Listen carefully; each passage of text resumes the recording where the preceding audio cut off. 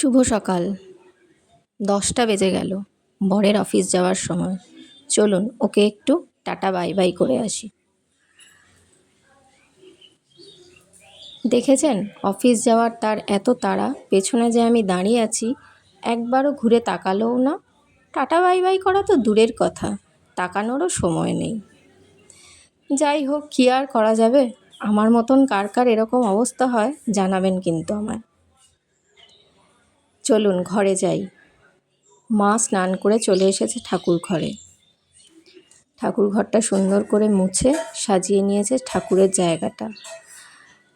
এখানে একজন মাসি মাকে রোজ ফুল দিয়ে যায়। আজকে সে দিয়ে গেছে প্রচুর জবা ফুল।